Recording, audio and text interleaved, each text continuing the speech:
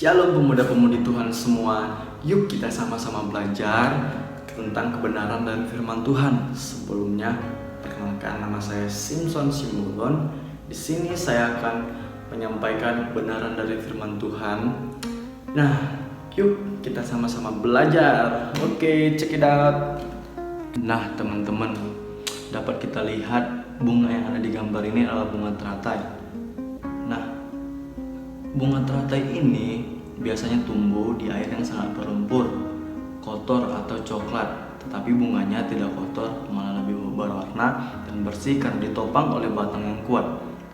Nah, teman-teman mungkin boleh berada di sebuah keluarga, komunitas, pekerjaan, bahkan tongkrongan yang mungkin orang-orang itu berada di dalam kegelapan.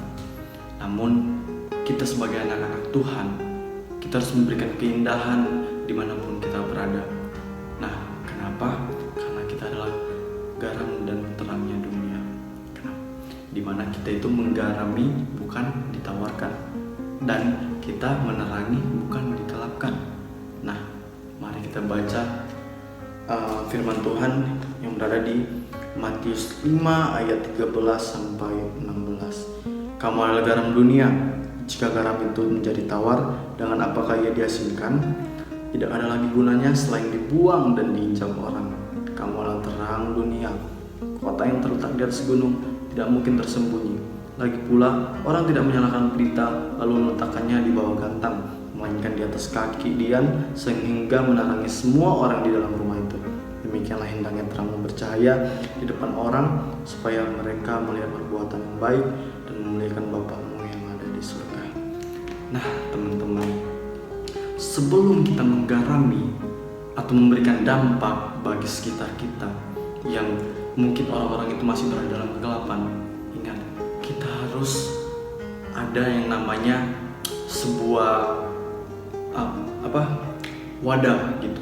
Kita udah mewadahi diri kita untuk memberikan dampak kepada mereka, yang dimana kita harus membaca firman Tuhan, kita harus meminta hikmat kepada Tuhan untuk Roh Kudus selalu membimbing kita dalam perkataan kita, dalam tingkah laku kita, agar kita dapat mempengaruhi orang-orang di sekitar kita.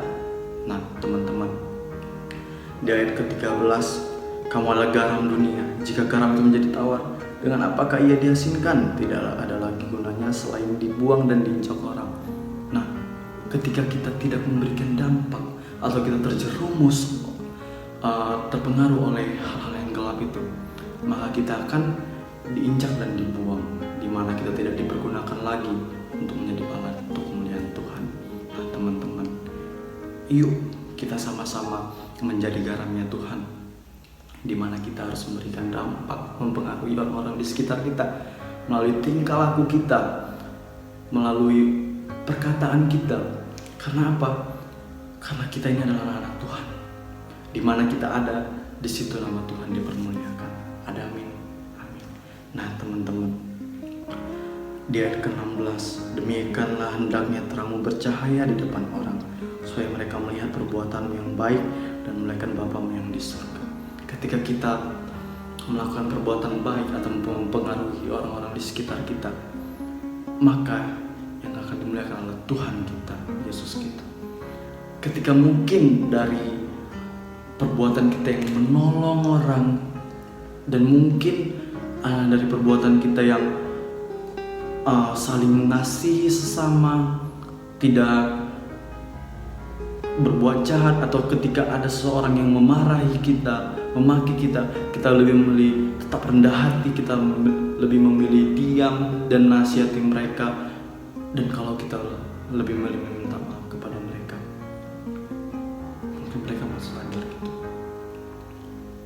oh ternyata dia seperti ini orang ini, padahal aku udah marahi dia, aku udah caci maki dia, tapi dia yang meminta maaf sama kita.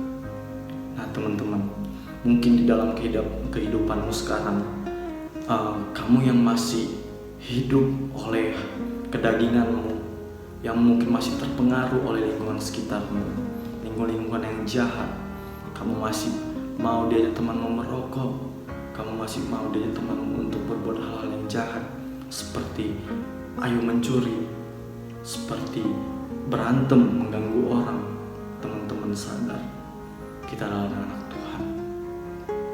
Kita harus memberikan value seorang pemimpin. Pemimpin apa? Pemimpinnya Tuhan. Dimana teman-teman harus tahu apa maunya Tuhan sama hidup kita. Yuk kita sama-sama mulai berubah. Kita harus memberikan dampak bagi sekitar kita.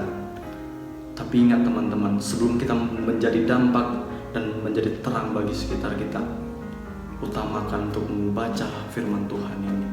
Minta hikmat dari Roh Kudus untuk membimbing kita, memberikan kita pengertian agar kita tidak salah dalam langkah, agar kita tidak salah dalam bertingkah laku, berkata-kata.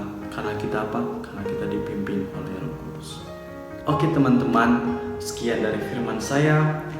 Ingat, kita harus menjadi garam dan terangnya Tuhan, di mana kita harus berdampak untuk sekitar kita, di mana kita harus membantu teman-teman kita yang mungkin masih belum mengenal Tuhan menjadi lebih dekat lagi kepada Tuhan, dan di mana melalui perbuatan, tingkah laku dan perkataan kita nama Tuhan dimuliakan.